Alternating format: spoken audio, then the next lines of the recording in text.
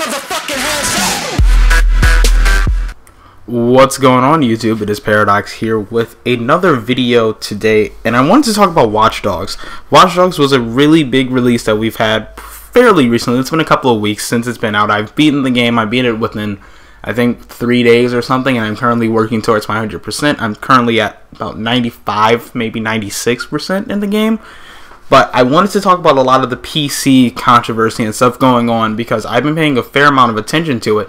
Although I'm not a primarily PC gamer, I really don't do any gaming on PC at all. I'm mostly a console gamer who is going to have a PC fairly soon, probably within the next 2 years. But I wanted to talk about this because I think this is a very interesting sort of thing going on now. I've been playing Watch Dogs on PS4, as you probably have noticed if you looked at any gameplay on my channel from Watch Dogs. But recently, if you are unaware, there was a mod found with the E3 2012 settings that you can use in Watch Dogs. Now, what that did is it made the game look like it did at E3 2012. That great, amazing, wow-looking version of Watch Dogs that we all saw before. That is what came to the forefront with this mod. Now, this mod was made from files that were already in the game, however, they were just deactivated. Ubisoft had come out and said that, you know, these were deactivated because of a non-focus on gameplay, or there were some stutters, there were some issues and stuff, so they decided to deactivate them. However, there's been a lot of backlash from PC players about this, saying, you know, they downscaled it for consoles, blah, blah, blah, blah. Now, I just want to talk about this for a second, and this is really just coming from, once again, a console-only gamer's point of view and my experience with Watch Dogs and what I have seen from this mod. Now, first and foremost, with that mod on, oh my gosh, the game looks absolutely amazing. It looks fantastic. The headlight shadows, the blur, the explosions, everything, it looks amazing. And part of the reason why I think that they turned these settings off was the fact that it can kind of be a little distracting because you have all of this stuff going on at a very, very high fidelity, and it just seems like, you know, a lot of the blur, a lot of the all of the lighting, a lot of the lighting stuff that's going on in the game can kind of be a little distracting and take away from the gameplay. Now, I just think that that's kind of the final thing that went into it. I think when testing it, some people were having issues with it. They weren't able to focus as well. So it kind of dialed it back a bit. Now, I'm not damage controlling for Ubisoft or anything. I don't think that they should have dialed it down as much as I have seen. But, I mean, I'm just trying to kind of play devil's advocate a little bit, just show both sides of this argument. Now, a lot of people have really been mad because they're saying Ubisoft promised them the E3 2012 version of Watch Dogs, and they got this, how some people would say, flaming pile of garbage, which I wouldn't describe Watch Dogs as, but some people have. So just to give you that sort of end of the spectrum here. Now, in my opinion, I don't think Ubisoft promised anything, right? By showing that E3 2012 version, Ubisoft did not promise you anything. Honestly, because this was 2 years before this game came out, right? And it was a year and a half before it was supposed to come out, before the delay, right? So, Ubisoft not even wanting to show Watch Dogs at that time, they showed the best possible thing that they had. They showed how the game would look in their final... This was what they hoped, right?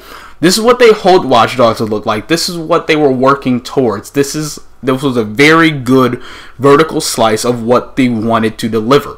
They did not promise anything, and I think that when we see stuff at E3, we think this is what the final product is going to be. Now, that is okay. It is okay to imply that when it's months, maybe a year out, but when it's 2 years or more down the line, we cannot take that as a promise, people. And I have to say this with E3 just passing, we cannot take that as a promise, right? They are showing us what they want to deliver. They are showing us an experience that they want us to have. Whether that is the final experience we get or not is up to a lot of outside factors that a lot of us know nothing about, right? There's a lot of stuff that goes on internally. There's a lot of just crazy stuff that we really can't comprehend because we're not insiders in the industry, right? So I kind of have little disdain for people who are saying they promised me the E3 2012 version of Watch Dogs and I got this flaming pile of garbage, right? Because they did not promise anything, and I really want people to understand that that's not a promise, guys. That is this is what we want you to have. This is the experience that we want. And obviously 2 years in development, more than 2 years in development technically, but 2 years since we had first seen the game to what we got. A lot of stuff can change in 2 years. Probably story elements change, mechanics change, a lot of stuff changed, right? So the final product is good. It could be better. It could be a lot better. And I'm saying that the PC version of Watch Dogs on Ultra settings should have some more, should be up a bit as far as graphical fidelity goes. But I think that for people to think that this was promised is not a very good thing. Also, Ubisoft, I have to say that keeping those files in the game was not a very good idea unless you just, I don't know, maybe lost track or something. I have no idea what happened, but I think that maybe working around and trying to deliver that really high fidelity experience for PC gamers with all that stuff turned on would have been in your best interest from the get. However, Ubisoft has said that this might, equipping the mod, right, might come with stability issues, and I have seen some stuttering with that mod equipped, but nothing in the way of really breaking the game, right? So I think they should have worked on that a little bit more and just delivered the best experience they could for everyone, because Watch Dogs has some very, very big issues, right?